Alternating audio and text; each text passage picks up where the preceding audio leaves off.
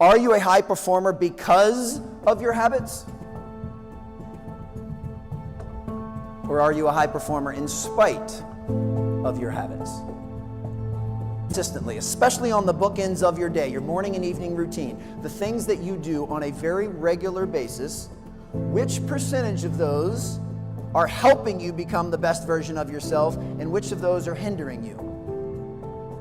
Which one of those are moving you in the right direction, and which one of those are dragging you down? Here's your first actionable takeaway.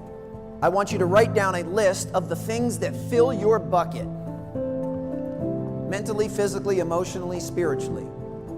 The things that charge you up, the things that give you energy, the things that make you smile, the things that add to your confidence level. I want you to write those things down. Then on the other side of the paper, with honesty and vulnerability, I want you to write down how you've been spending the bookends of your day. How you've been spending your morning and evening routine. How have you been spending the first 60 minutes after you wake up and the last 60 minutes before you go to bed? And then to complete the audit, I want you to compare the two sides of the paper. Compare the two sets of notes.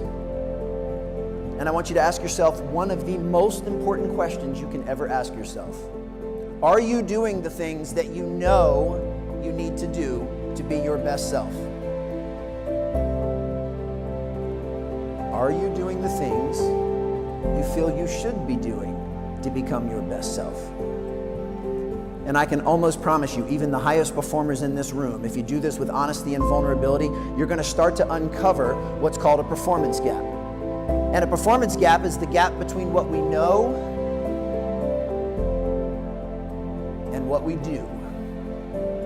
And even the highest performers in the world have a series of performance gaps, but they have worked relentlessly to make those at a razor's thin edge. You need to start closing the gap between what you know you should be doing. Remember, you came up with this list. I didn't come up with it. You know that you need to do the things on the left side of the paper. Now it's up to you to make the time to prioritize yourself and emphasize self-care so that you start doing the things that are on the right side of the paper. And you don't have to change everything at once.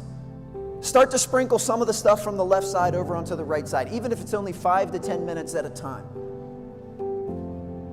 But you owe it to yourselves, you owe it to your families, you owe it to the groups that you work with to show up to everything as the best version of yourself. And the only way you can do that is through your habits. The only way you can do that is by making the time to fill your own bucket. So those are our habits.